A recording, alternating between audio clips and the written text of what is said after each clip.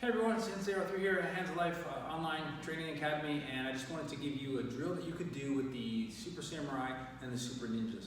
You can do this with the Karate Kids too, so I may put this in that group as well. In this case, we're going to go over, we're going to do a drill with a single block where you are actively having them do the single block motion on you as the parent or the sibling or whoever wants to help them out. This is not a fighting drill. There shouldn't be any real hard contact. It's more of a reaction drill and a function of practice drill. So making sure the motion is done correctly. And so what you want to do is you want to stand with your hands like this. Hands open, okay? And you're going to do slow first. Go in, touch their chest. They have to match the same side. So if they're using their right hand, if you're using your right hand to tag them, they're going to block with their left hand and then switch over to this side. Now their right hand would be out and you would be tagging with your left. And then you have to cover with that out. The hand that's out is the one that covers, and then they switch hands out. What's gonna happen is, a lot of people do this, even the older kids and adults, they end up trying to use the backhand because in this position, my arm feels strong. So it feels like the stronger arm that I could use to fend something off. And this one feels weak because it's floating by itself. But the truth is that would be too slow, and it's strong back here, but coming out it's going to be behind and you'll actually be over it, so it's actually a weak position, okay? So this hand is the better hand to use to cover for things coming at you. It's closer and it's faster. And it doesn't take much to redirect somebody's arm that's coming in a straight line.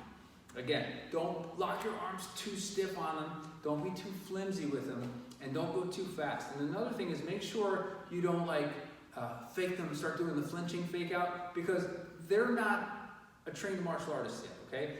What you want them to do is have a lot of success seeing the same motions over through repetition over and over again, so their body gets to recognize that. Okay, so it's important that when they see something coming at them in danger, that their bodies have this reaction. If you fake, then it messes up their reaction time at the level that they're at. So the best thing to do is start slow, stick one hand in, bring it back, wait a second, and then do a separate one. This is not going like this to the kids and making sure they try to block it. Don't do that to them, because they're going to be discouraged, you're going to be tagging them too much, and then their confidence is going to go down. So, like I said, you don't have to let them block your arm, but you're not trying to stop them from blocking your arm either. So what you're doing is going at a speed where they can be successful at their technique. Okay, I would say for this one you could kneel down. A lot of times we're doing self-defense. I'd say don't kneel down because you want them to get used to working on somebody bigger than them. But especially for samurai, I would get down at their level and just let them work this nice and easy on and get a lot of reps in. Now, what you do is little by little you speed it up. Make sure when you speed up on these guys, you don't increase the power.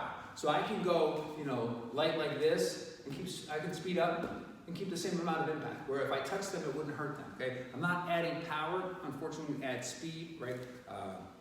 When you add mass and you accelerate it, there's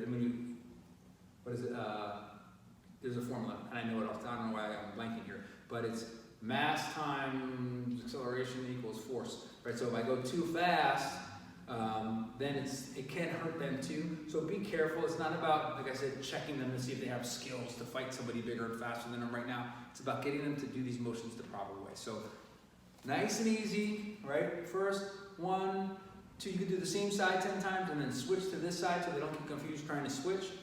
Eventually, when you submit the video, we would like to see it where they're alternating sides and you're switching hands and they're blocking with the lead hand every time. But if they're having trouble with that, so they're not frustrated, then have them do one side and you keep repeating the same hand.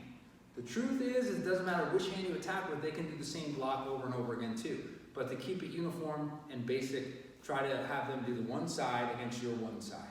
Okay, whether you switch, if you do this side, I block with this side. If you do this side, I block with this side. If you do this side 10 times, I'll block with this hand 10 times.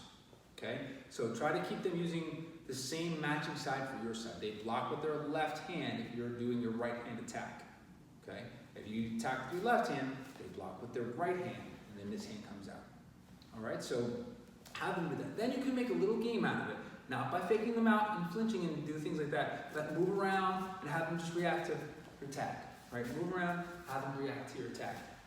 Try to make sure your thumb parent stays on top. The reason being is if you turn your hand this way when you tag, right? If you turn it too far, it exposes the bones over here. Or you can put a pad on, or you can put on something on your arm to protect so that they don't hit the bone over here just in case they hit it too hard. But if you just kind of keep your hand thumbs up, it leaves the softer sides exposed on the outside, so when they block, the kids won't hurt their arms, okay?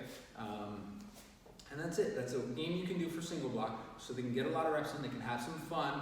Again, don't discourage them by faking them out and then tagging them and going up and around and playing the tickle game or whatever. Don't do that. Straight in to this target. That's what single block is for.